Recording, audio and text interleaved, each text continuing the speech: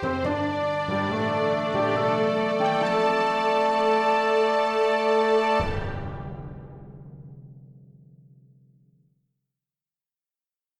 Story Seekers. I'm Ben. I'm Nico, and you're listening to The Tiny Bookcase. Our guest for this episode is a Glasgow-born author and short story writer whose PhD in linguistics was an effort to find out where all these interesting words come from. Her novel, Meet Me in Another Life, is an international bestseller and is also set to be made into a movie. We would like to warmly welcome Catriona Silvey. Hello. Hey, it's lovely to be here. Wonderful. So, you mentioned it comes up a couple of times in your bio about your upbringing split between England and Scotland. Mm-hmm. How was that? How did you find were you constantly traveling backwards and forwards across the border, or just? At one point, yeah. So we moved as a family when I was 6 from Scotland to England, and then we sort of semi-moved back when I was about 12, but we were sort of splitting summers in Scotland, and then I was still at school in England. So that's why the accent is a complete mess, as you may have noticed. So yeah, it's I'm back in Scotland now, but permanently I'm back in Edinburgh. And Edinburgh is actually a good place to be because it's sort of the standard Edinburgh accent is more like my accent. Yeah. And it's also a place where there's people from all over the world, so I feel less like a sort of caught in the middle blurge up here, so it's nice. That's really nice. I absolutely love both cities, but I do have a really soft spot for how Glasgow talks about Edinburgh. It is one of my... So to explain, I play in a band, and we played Edinburgh one night and Glasgow the next night. Edinburgh was lovely. It's a city of arts. Everyone was super accepting, really ready. We got heckled while we were going onto the stage in Glasgow. Oh, Glasgow never change. And they were angry because we'd played Edinburgh first. Yeah, But that sounds about right. well, yeah, I absolutely love Glasgow. One of my favourite places. Yeah, you'll never be in doubt of what people think of you in Glasgow. That's the thing. Edinburgh's much more sort of underhand and sneaky, but Glasgow, yeah, it's very in your face, in good ways and bad ways.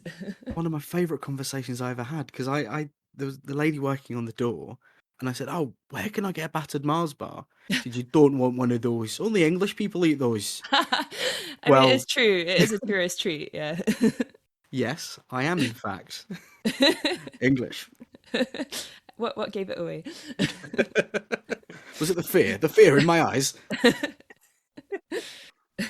So living in Edinburgh, I know that your short stories have been performed at the International Book Festival there. Was that part of your... Did you want to be a part of that sort of artistic community around Edinburgh, or is it... Yeah, well, Edinburgh, it's an amazing place to be, especially an up-and-coming writer who's just getting started, because they have lots of sort of groups and initiatives and funding, which is fantastic. So I got involved in the book festival through something called Story Shop, which I hope is still happening. I'm not actually sure, but it's basically for emerging writers based in Scotland, and you can go and perform a short story at this, massive international, well-attended book festival. So that was huge for me. I did that in 2010 or 2011, I can't remember. And then through that, I kind of got involved in the Edinburgh spoken word scene a little bit. But yeah, that was all about 10 years ago. And since moving back, I've been a bit busy, I guess, having a baby. So I haven't really investigated getting back into all of that scene. That's a perfectly reasonable excuse. I don't know. I could take the baby along. Does your sort of... I know you've obviously written a novel which has done really well, but do you see yourself as more of a novelist or a short story writer, or a blend of both? Do you not see a distinction? These days, mainly a novelist. I did really enjoy writing this short story for a kind of change of pace, because it is something I miss. It takes less time, but it is harder in some ways. That's something that I think, I mean, I'm by no means the first person to say that, but the conciseness of a short story does make it sometimes more challenging. In a novel, you've got more room to waste words, whereas in a short story, not only do you have to try and pack a punch in a very small space, but especially the ending has to be kind of perfect. Yeah. Yeah. And that's something that, I remember fondly struggling with and continue to struggle with. So yeah, these days I mainly focus on novels, but it's really nice to get a change of pace and try a short story every so often. Wonderful. Well, let's have some stories. Our regular listeners know how it goes by now. There'll be 3 stories told in total. All of them have been written to the same shared prompt, and this week that prompt is the phrase "say the word." And Nico, you're up first. Right, you are. Say the word. I love you is such a powerful tool, once all things are considered. It can be so recklessly tossed around, but when someone says it and truly means it, there's an unstoppable force of will behind it. That being said, it's disastrously clunky. Most things are in English. It's the German roots of so much of it. Ich liebe dich is arguably worse. At least it's different, though, I guess. The other European languages, though, some of them absolutely sing. Je t'adore, that is a great one. My favourite, though, my favourite is Te amo. It's Italian. Marco was the first man to ever say it to me. We're on this little bench in a structure at the bottom of my garden that must have once been a summer house. Nature had reclaimed it for the most part. There were birds living in the roof, and plants squirmed their way between the boards. My mother would have called them weeds, but I don't believe in weeds. I believe some plants are more tenacious than others, and no matter how hard you try and mess with them, they're just going to come back stronger. He was sat with a sketchbook, because he was always sat with a sketchbook. I adored that about him. That soft thwip of the pencil dancing on the paper. It was that slightly yellow paper that's only in exactly that kind of sketchbook. Well, he'd draw me a lot. I'd be cooking something or playing a video game, and I'd get a tap and I drew you. Honestly, the first time he did it, we were only friends. Well, friends of each other's friends. He was this dark-haired, smoky-eyed Lothario, at least to me, and his accent had me launching great fleets of butterflies. So I sort of avoided him. Not in a mean way, just didn't really speak too much because I fancied him. And you know how straight boys can be about that. Well, maybe you don't, but I did. And he handed me the drawing, and he'd made me look so good. And then it was dozens of drawings, and I made a joke about life modelling and how he'd have to see me nude. Oh god, it's actually so cringe when I think back to it. But he was so smooth and cool, and he just said, "But how would I concentrate?" And those bloody eyes, and oh, I'm away from myself. The summer house. So he's drawing the birds, I guess, because my head's in his lap. So I'd have a great view of the back of his sketchbook, but I love being there. On the bench, in nature's summer house. How do you say bird in Italian? Uccello, he responds absent-mindedly. Uccello. His chuckle is warm and it moves my head. The laughter's shaking him and I'm worried that it's going to ruin his drawing. Teach me something else. He thought for a moment. I knew because the scratching of the graphite stopped and all that was left was the wind and the far-off sound of someone's chimes dancing in it. Ti amo, he said after a while. What does that mean? I love you. We weren't at saying it yet. Though I guess now we were. I opened my eyes and the sketchbook wasn't there anymore. Instead, his beautiful face was fixed on mine. You don't have to say, and I'd never seen him like this, all flustered before. He meant it. I'd known since the first sketch, but he was so pretty and so kind and so exotic, and I was just... Oh, he'd lose it if he heard me saying this, but I was just some podgy idiot from a village in the arsehole of nowhere. I love you too. And we always said it in English when we said it to each other. Like, we meant it, but I think he knew that I struggled with languages. I tried Italian on tape, in a book, on an app, I even went to see some old mad woman who made me call her Nonna. It turned out she was Dutch. None of it worked. But I'd always ask him, say the word. It is 2 words. Was always the response. But it had sounded like one to me. The first time had been a genuine mistake, and all the others, it was just one of our games. Is it? I'd say in mock surprise. But I thought it was one word. Say it slowly and see if I can get it. Ti amo, he'd say. I love you too, I'd say. Because it meant I always got it twice. 2 languages, 2 I love yous. We'd been together for 13 years when we found out. He was getting dizzy a lot. He had a lot of headaches. And he shrugged that off like a typical man, which I always used to bollock him for. Don't be such a bloke, I'd say. Then one day he picked up his pencils and nothing came out. It was frightening. I'd never seen an empty page once he'd opened it. He tried again the next day, blaming it on artist's block. No pictures again. He cried that night. I did too. I cried in front of him. But he cried downstairs where he thought I wouldn't hear him, which made it worse. The doctor called it a glioblastoma, which I would just call a brain tumour, and it was the first word I ever saw him struggle with. If it hadn't been the worst day of my life, it might have been funny. He started struggling with a lot of words as it went on. That beautiful thick hair came out with his treatments. I loved him all the same. The drawings didn't come back. So then I tried to learn. I asked him to teach me, but his English got worse and worse. He held on to his Italian for longer. I managed to learn some then, at least. The few phrases he could still manage. I would prefer to not know how to say, I wish I could just die, in Italian, but there that is. It was August the 23rd, and I'd come down to see him on his special bed. It was this big grey plastic monster thing that we'd paid a fortune for. He looked so bright and cheerful. Buongiorno, I said. He seemed shocked. You speak Italian now? Since when? I was shocked.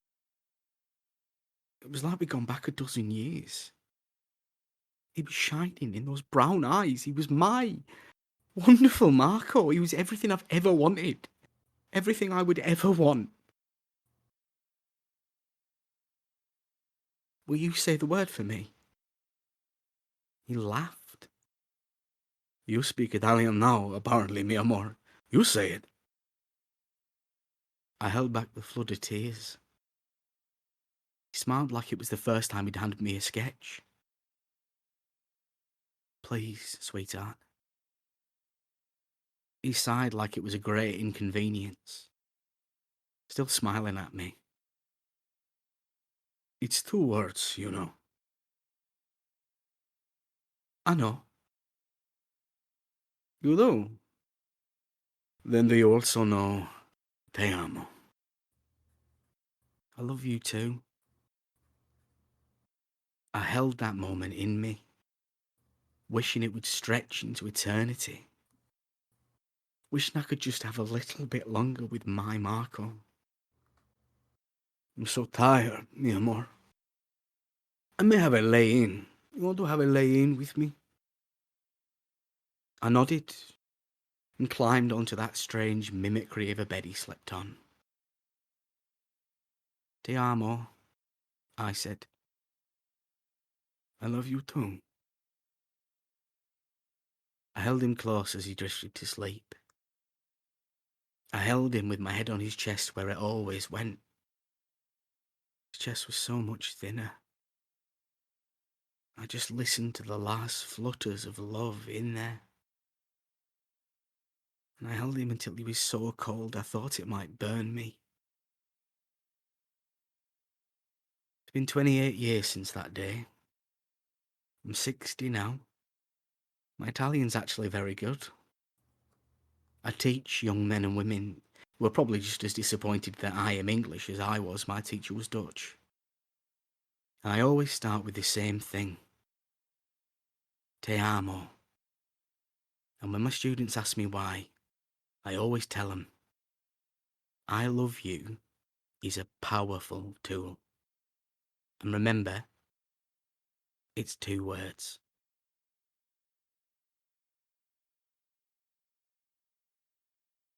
Well, that was a savage beating from you, Nico. Ouch. I It can only hurts. apologise. Why does it hurt so much? I believe the scientists call them feelings. Oh I've been no, researching them. not those again. Whew. Wow. Yeah, that was lovely. Loved the voice as well. Sort of just about steered clear of Alan Bennett. Just about. Just about. No, but it gave it, a really strong sense of character, and I know I love the little flashes of humor. That's my favorite thing. I think that makes a sad story more devastating when you throw a Yeah. couple of jokes in. That's how you really twist the knife. Yeah, that's how you get them. Yeah. Oh yeah, I really liked it a lot. I mean, that sort of started with this idea of the plants squirming between the boards, and this sort of idea that there's 2 different ways to look at the world.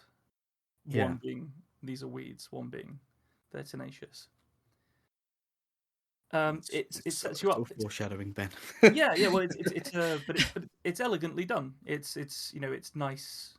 It's a nice use of that tool, and then we get on a real roller coaster. Like the emotion between them felt very real, and then it must be half the story is you just kicking your reader in the throat and heart after that point. Gently but savagely. Yeah. Sleep now. Sleep now. And as a linguist, I enjoyed the kind of the central idea of like, when you're learning another language and the kind of word boundaries confusion and how that can be sort of productive in a story sense. Like, Yeah.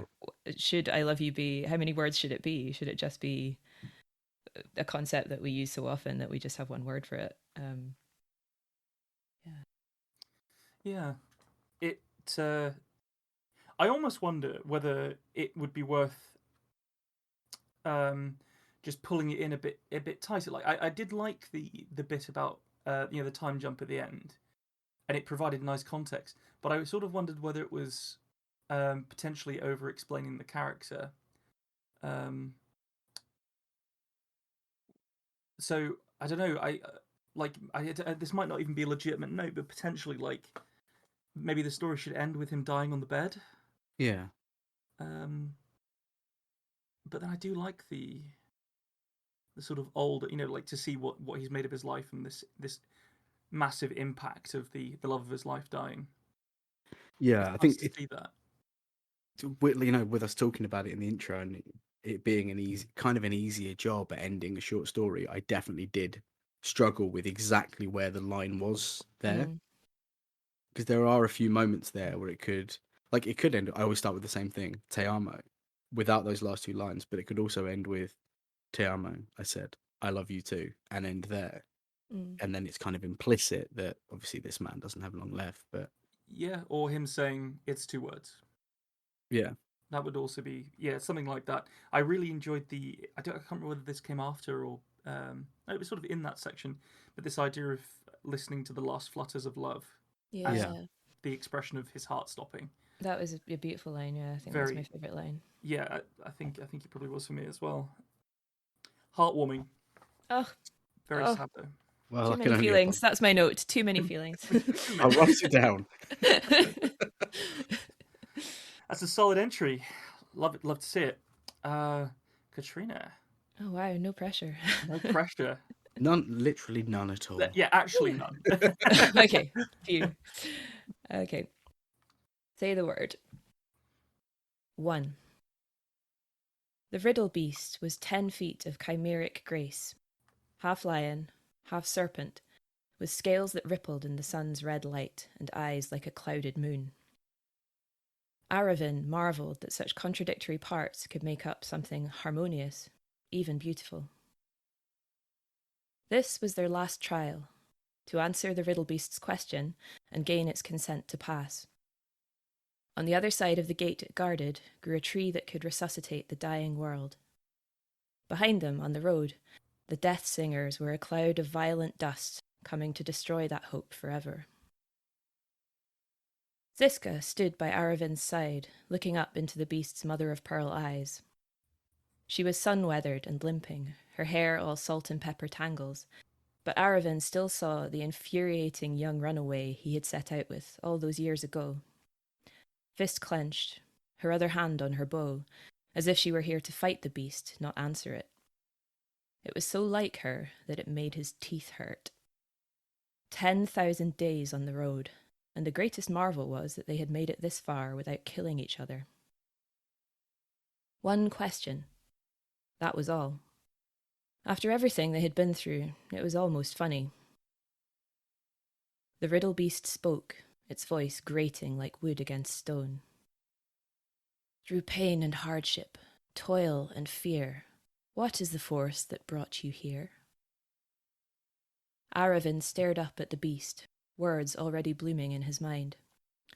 Before he could voice any, it spoke again. The answer is different for each of you, it added, almost as an afterthought. Only one need answer for both to pass. 2. They sat at the beast's back, facing a horizon turned dust red with the world's decay. What did it mean by that? Aravin asked. The answer is different for each of you. Ziska shrugged aggressively. It means we get a choice of 2 stupid word games to solve. Aravin frowned into the dead distance. Are we here for different reasons? Ziska snorted. It's a riddle, not an oracle. But as usual, when she dismissed something he said, he could see her still mulling it over. I don't know. Why are you here? He thought about it. Strange that the reason behind the quest that had consumed half a lifetime wasn't something he immediately knew. Someone had to do this. I didn't want it to be me. He still dreamed snatches of the life he could have had, the title he had resigned, a perfect, faceless partner, the ghosts of children that never were. But then I imagined what would happen if everyone said that, and I decided to be the one who didn't. Ziska laughed, her low, rasping laugh that grated on Aravin like his sword against a whetstone. What? Nothing. That's just very righteous, very worthy, very you. She spat into the valley. Me, I just wanted anything but the life I was raised for. Aravin stared down at the riverbed, the track of a long-dried tear. So we're here for opposite reasons. Are you surprised? Aravin thought about their motives, his positive, hers negative. Her because, he despite. 1 riddle, 2 answers. He wondered if that was why they might fail in the end. The quest had chosen them both, but they would never have chosen each other. Behind their backs, the riddle beast listened, but stayed silent. 3. Fortitude, gumption, luck. Ziska fired the words like arrows aimed at the riddle beast's heart. Excellent roads, she added, her lip curling but her eyes staying stone. An unshakable moral code. The urgent need to stop the death singers who are going to be here in... She looked over her shoulder where the dust on the road had grown from a smudge to a thundercloud. Less than 3 days. Aravin came up the path, a brace of rabbits hanging from his hand. What are you doing? We're supposed to guess, aren't we? I'm guessing. Aravin dropped the rabbits. You can't just yell the first thing that comes into your head. Ziska blinked. So instead, I should stare into the middle distance for half an hour and then say something profound like, Milo the pony who brought us as far as the great river. Aravan sat down by the ashes of the fire. He was a good pony, he said, a little petulant. We wouldn't be here without him. Ziska came to sit beside him, took one of the rabbits for gutting. Almost a truce. I think each answer is one word, she said. Riddles usually are. Aravan shook his head. One word, to be the difference between ruin and salvation. Just like him, to turn the end of the world into something poetic. It made Ziska's throat itch with annoyance. She slid her knife between fur and skin, thinking how every word that passed between them now glowed bright with a moment's possibility, before fading like a spent coal. 4. They sat by the fire, throwing dead leaves into the flames. Bark, said Aravan. Ziska worried her lip. Blaze. Aravan tilted his head up to the sky's guttering lights. Stars. It was a game they played on the road, mostly when they got so bored that anything was preferable to silence. Once, when Aravan had been nearly dying of a fever, and Ziska, desperate to keep him awake, had hauled delirious non-sequiturs from his parched throat until morning had broken. Gods, said Ziska, remembering the temple she'd been raised in, roof open to the sky. Aravan's head was still aimed upward. Fate. Their eyes met, Aravan's alight with hope. Ziska gave him a half shrug that said, could be. Aravan scrambled to his feet and turned to the riddle beast. Fate, he said, like a musician trying the first note of a song. The riddle beast gave no answer. 5. There were things Ziska tried not to see. How day by day Aravan's face fell under the beard that had gone grey so gradually she hadn't noticed. How the wise sayings that had always made her want to drop-kick him into a ditch dwindled to silence as their guesses fell short and the dust cloud swallowed the horizon. She woke to him strapping on his sword. What are you doing? Going to meet the Death Singers. His voice was grim as he faced away from her, back towards the road. I'd rather die fighting than waiting for an answer that'll never come. She sat up, still bleary. And I'd rather not die at all. Why are you so sure we won't find the answer? Because we've been here for days and we're no closer than when we arrived, and I know why. He faced her, trembling. You. Your cynicism, your rage, the way you treat this whole thing like some kind of joke. She stood, angry now. A joke you laughed at? So what if I did? So what if it made me feel lighter, just for a moment? What difference does that make here and now? He shook his head. I wish I had been given any companion but you. Ziska's heart was a target split by an arrow. And I wish I'd been alone. You think I needed your righteous proverbs, your idiotic hope? Her voice started to shake. Do you think that's what kept me going after all? He turned away. She didn't call him back to make him try again. She did it because, at the end of years of clashes and friction and petty annoyance, the worst thing he had done yet was threaten to leave her alone. Aravan, she said, furious, desperate. They never used each other's names. The fact it had just been the two of them for so long made it absurd, like thinking about each breath before they drew it. Ziska saw it startle him, stop him temporarily in his tracks. Behind her, another voice spoke. You may pass. Ziska turned, not understanding. The riddle beast's mother-of-pearl eyes had closed. Beyond, the gate gleamed open.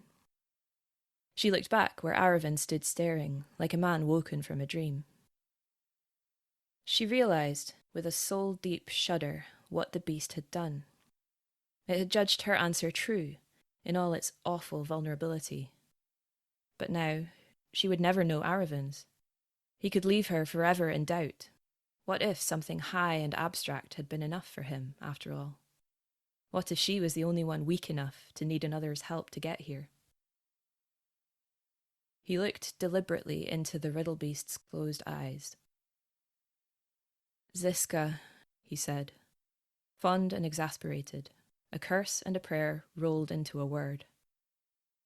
She smiled, a weary, familiar smile, like recognizing the punchline of an ancient joke. Come on, she said. Sooner we finish this, the sooner we can be rid of each other. Can't wait, he said, and they walked through the gate together. Bloody hell, that was a stonker of a story. Fantastic. Thanks.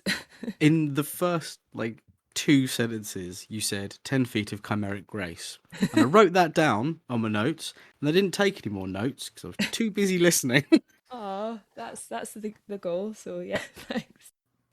I thought, is it a mistake to try and basically write an epic fantasy short story? So, no, yeah. it worked. Okay. Your hubris was rewarded. Yes. Go hubris. Which is my That's what he favourite said. kind of hubris fulfilled. You hear that, kids out there? Use hubris. It will always pay off for you.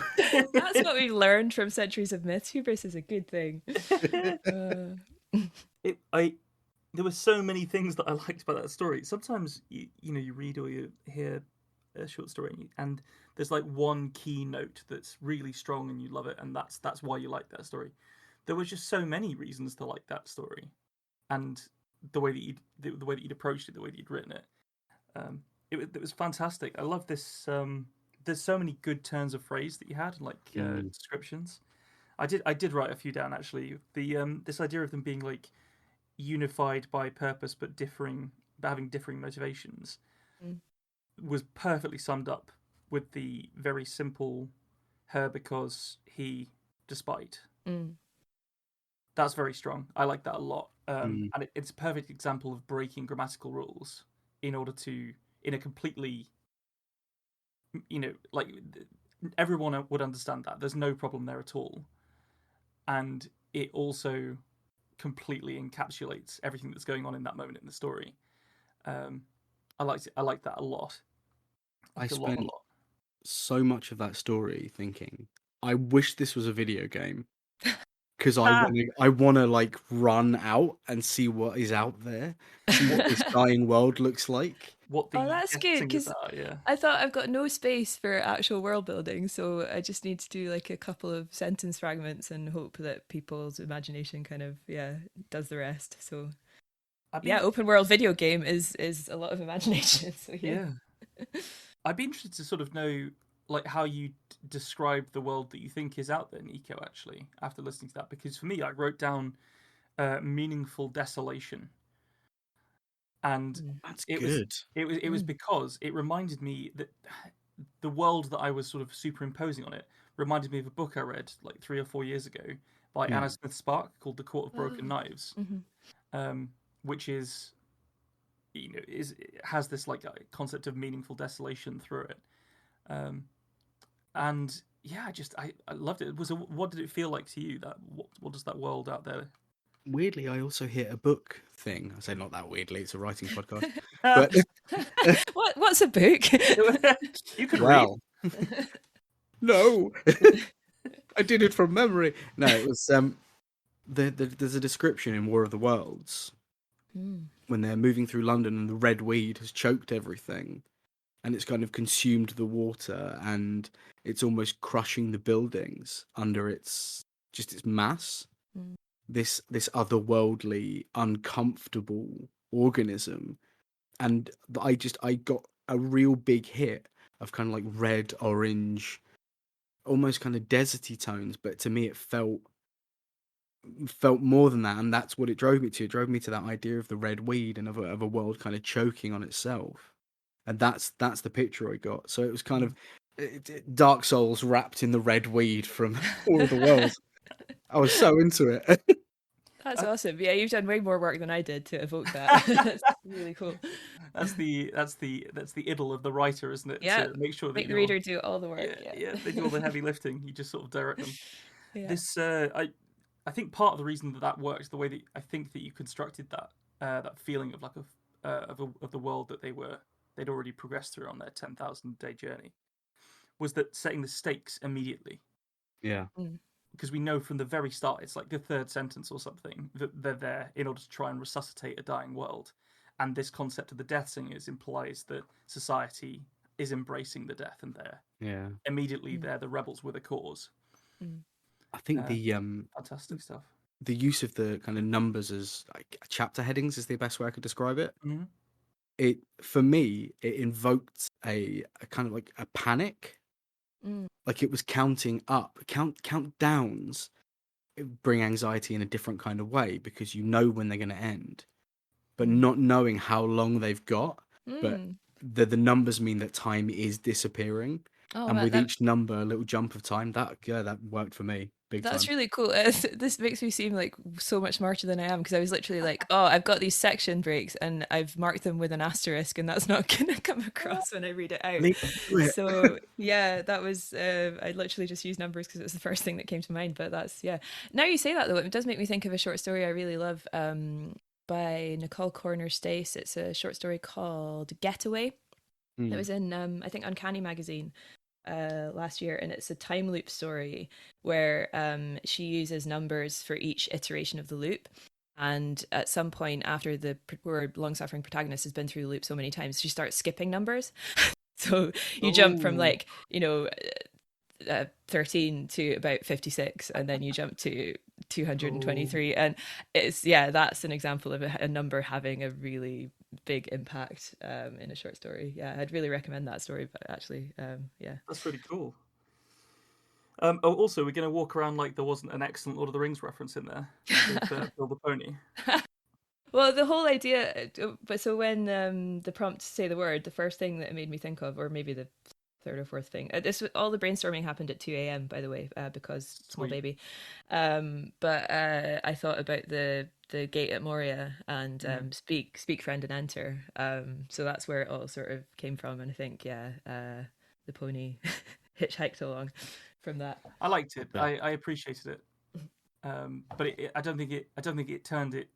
I don't think it changed the tone in any way derivative. Like it felt very fresh, this story. So I think that worked really, really well. Well, my husband, when I tested out on him, he said it was like a fanfic of Lord of the Rings mixed with the characters from my book. So there's a plug. If you enjoyed these characters and their dynamic, you might enjoy Meet Me in Another Life. I literally wrote down the word dynamic because their dynamic felt dynamic. It was what I was going to say about it. That's really cool, because that was a big part of it. Their relationship needed to work for that story to succeed. Yeah. That's why I realized I had no space for anything else, basically.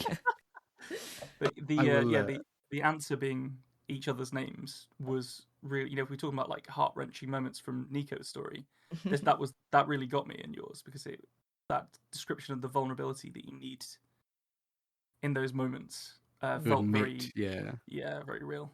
Very real. You need someone, even if you find them intensely annoying. Yeah, definitely. I did end up on a weird tangent mentally about fantasy races, because you said 10,000 days, and I went, how long is that? It's about 28 years. Jesus, are they human? That's so long if they're human. If they're elves, it doesn't really matter. Oh, I wonder if they're elves or humans, or maybe they're dwarfs. And then realised that I needed to pay attention because things were happening. Well, actually, that line, the 10,000 days, I realised that I described the quest as taking half a lifetime. So I sort of thought, well, so I was assuming they were humans, but... yeah, true, yeah. Then I was like, oh, half a lifetime is a long time. Yeah. That's 28 years. That's for sexual tension to go on and clearly not have been acted on. It's too long. It's too long. Face the other way from the campfire. I need some me time. Oh, why did you telling that story for me, Nico? No, because that's what I do to our friendship, Ben. Oh, right, wonderful. Well, I guess I better take a swing at this. Very nervous now, actually. I've been doing this for 2 years, but that was extremely impressive. So thank you very much for putting that together and performing So it for us. glad I went first. Yeah, yeah. I could feel it's after that first, those first few lines. I almost heard Nico fist bump the air. Like, oh, right, okay. I shall give it a whirl. Say the word. The nasty little bugger had hit him. His tongue felt thick and tasted bloody. Bucorian felt horror rise on the tide of his imagination as he pictured his teeth shearing through his precious tongue.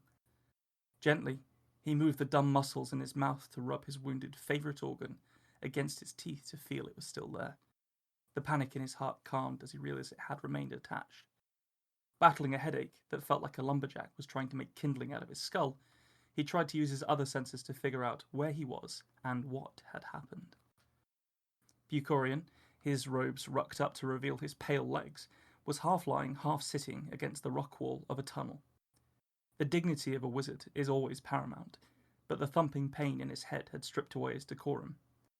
The place smelt dankly of sweat, rot, and blood. Goblins. The thought jumped into his head like an evil sensory memory. His bleary eyes swam the carnage of the tunnel into focus.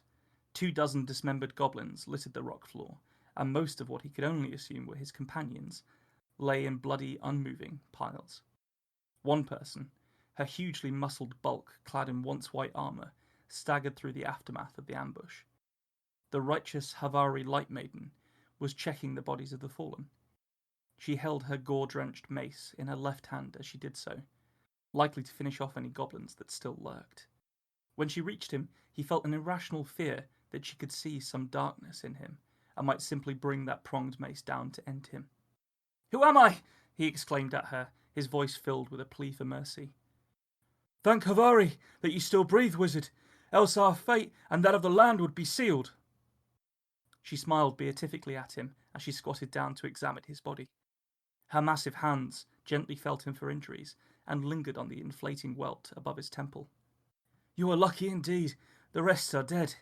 Can you walk, or shall I carry you? We must not waste the lives that have been spent here." "I can walk," spluttered Bucorian, trying to reaffirm his dignity. "Up then, wizard. We must destroy the heart of the mountain before all is lost." Bucorian nearly found the will to chuckle at her ridiculous manner of speaking, but thought better of it as he watched her pull her offhand sword from where it had skewered 2 goblins. Thus armed and standing well over 7 feet tall, he found it impossible to poke fun at her sheltered ways. Instead, Bucorian endeavoured to be useful and scooped up one of the torches, which had not guttered during the fight, and gingerly fell into step with her. They walked on, leaving the battleground behind. The smell of charcoal began to fill his nose, and he gently mopped sweat from the bulbous bruise which had spread over his eyebrow. Ahead, a dull purple light flickered with shades of red. The tunnel widened, and the path led out into a gigantic, open chamber. Bucorian smiled grimly as he peered over the edge of the narrow path, and then looked back up towards where the heart gem was magically suspended in the centre of the mountain. The Havari Light Maiden gasped when she saw it. The pulsing purple light radiated from the gem that was twice her height and double her breadth. The mountain had been hollowed out around it, and several pathways spiralled down from the gem to form a helix of bridges which connected the other tunnels to it. She seemed transfixed with purpose as she stared at the gem, and Bucorian cleared his throat. "Look down there. Someone's been busy."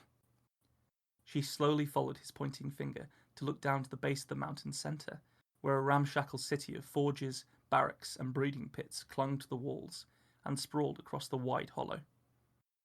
The noise from the enormous goblin encampment was atrocious. The clattering bangings of weapons and armour being prepared was eclipsed only by the shrieking, garbled shouts through which they communicated. "Havari, save us! The sorcerer of the mountain has bred an army," she whispered. An army to swarm across the world. "You are certain that your spell can destroy the gem and bring down the mountain?" Her earnest face turned to look at him. "Of course. Would I have come all this way if it couldn't?" He grinned at her. Onwards then, wizard. We are nearing our quest's end. As soon as she looked away from him, the frown he had been suppressing streaked across his features. Not only did he not remember the words for the spell, he could not fully recall why he was on the quest at all. It seemed vitally important, however, so he quickly followed her as the tempo of her big strides increased. They quickly made their way up the complex lattice of bridges, far above the goblin horde. He frequently found himself jumping near clear of his skin every time a goblin shouted below, fearing it was a warning shout directed at them. After what felt like a lifetime of precarious high-speed trudging, they arrived at the glowing heart. The scale of the gem was breathtaking, and the aura it exuded made his fingers tingle with magical potential. Standing in its presence, he felt his memories trying to break down the barrier the goblin's blow had erected in his head. "Speak the spell, wizard, and let us cleanse the world of this evil." The Light Maiden placed the tip of her sword against the bright surface of the gem, no doubt ready to plunge it into the evil that lay in the sparkling heart of the mountain. "Why have I done this?" he asked aloud as he turned to look into the heart. Bucorian stared into that gem and saw 1,000 versions of himself, refracted and repeated in his reflection. From far down that eternal line of selves, a dark smile began to curl his lips. He could remember why he did not know the spell she wanted from him. "Quickly now, wizard! The spell, lest we are discovered! We are the last hope of stopping this madness!" "It has but one word," he snarled at her. The knowledge of not only who, but what he was, infused Bucorian with malicious confidence. His disguise had worked almost too well. She turned to stare at him, desperation seeping from every pore on her face. "Then say it! Say the word!" "No." Bucorian flicked his sorcerous hands, and the heart of the mountain fountained its power into her. The fiery energy that should have burned her alive soaked instead into her Havari medallion, but the shockwave threw her body up and backwards. Bucorian watched her pinwheeling fall until she crashed through the upper reaches of the goblin war camp. The power that had flung her seeped through his skin, emboldening his rotten heart still further. The age of Havari would end, and he would command the army that snuffed out its light. This fucking moist von Lipwig wizard ass, con man ass, evil ass. How dare he? You thought he was a wizard, he was a sorcerer all along. I loved my favorite bit was the bit of foreshadowing that you only realize later is foreshadowing, which I just realized is the definition of foreshadowing. At the beginning, where you still think he's a wizard and he worries that the Light Maiden might send something dark in him. That's a nice character note at the beginning, and then it's like, bam. Yeah.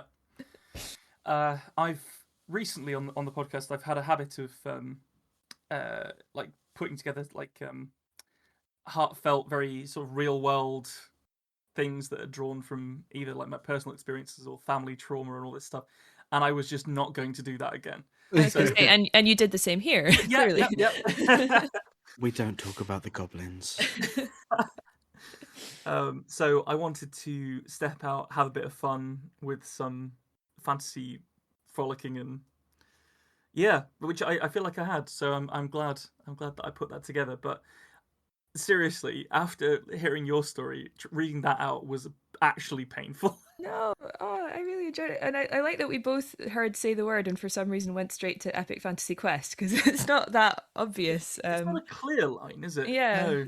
An interesting through line though. Like if you put the episode in the order we told the stories by chance, it was love to love and fantasy to fantasy, which is fun. Cool. I like it. Also, also it was centered around a relationship between two people as well, which is true. A cool little link. Say 11 out of 10 because the goblins won. That's my first note, obviously. up the goblins every time. I think I know you were trying to sort of establish the name of the god in there. Was it Havari? Havari, yeah. Havari, yes. But you said it so many times, it did that thing where words start to become nonsense, which I guess is weird because it was already a nonsense word because it's a made-up word. Yeah, But do you ever do that thing where you say bubblegum 10 times and then it just sounds like noise? yeah, It's bubble gum. Yeah. I can Yeah. give you the name for that phenomenon as a linguist. Can It's called you? semantic satiation. Ooh. Yeah. It done that, and I thought of Catchy. it and said that, so that was me. What done that? But no, I Yeah. think that Yeah. that was the only thing that I think my brain kept getting stuck on it. If that's the No, I can almost I think tell you why. I have a deep dislike of like modern high fantasy literature. yeah And part of that is to do with all this like stuff about like almost invariably there's like it's all about the gods of the world. yeah Mm. And in the same way that it used to be that like you would get pages and pages of people saying the 100 names of the elf that they were talking about, it seems like it then shifted to like, oh, here's all of this nonsense in the world that's not really relevant to the story in a sort of meaningful way. So potentially in like this figure of fun of this this warrior priestess paladin type, yeah. I've maybe let it bleed a little bit too much into actually affecting the story. Maybe in a way that works though. If it's kind of like it just makes the whole thing. It undermines that god, which is what the wizard slash sorcerer is doing.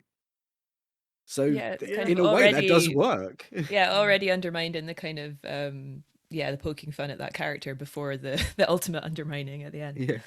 Yeah, even when he's like partially conscious and has lost his memory, he's still like, oh, who's this? He's this Why are they weird. like this? You know, I did have a thought at the beginning. I wondered, is the reveal going to be that this is a D&D game and we're going to like Yeah, zoom out? yeah. I'm glad that wasn't the reveal, but it was a Yeah, thought no, I it had. had a strong. I think I did also recently watch the D&D trailer, which might have Ah, something to do with why I yeah, went so hard down this route. it's in the zeitgeist right now. Yeah. What an Um, ending that could have been. A voice called from the heavens. Boys, dinner's ready. yeah. Oh, I could have used numbers as well, couldn't I? Just occasionally, whenever they did anything, I'd just say a number, and at the end, it turns out that's what they were rolling. I'm afraid that's not enough to remember what you were doing. Yeah, it's a cunning check or something. Well, anyway, it was a bit of fun. And hopefully, it was mean, fun to hear it as well. It was Yeah, thoroughly enjoyable. absolutely. Yeah. Had all the right kind of sticky bits you get in a story of that flavour. Thanks for joining us for this episode of The Tiny Bookcase. Remember to subscribe, otherwise you're going to miss out on the future fun. Also, tell a friend. If you like this episode, link them to it. We'd be tremendously grateful. You can follow us on Twitter at BookcaseTiny, Facebook at The Tiny Bookcase, and Instagram at BookcaseTiny for updates. Speaking of supporting the podcast, well, magic can only take one so far. The Tiny Bookcase is supported by the generosity of its patrons. Those kind souls have really kept my belly full the last year. Let's cast a spell for them, shall we? For magnificent beardery, let's cast the Chinicus folliculale spell on Gary Laird. For rich ginger tones on the scalp, let us cast the Orangi Hedondo spell for Scott Byrne. And for general fabulousness, why not the Ooh La La How's Your Mother spell on Matthew McLaren?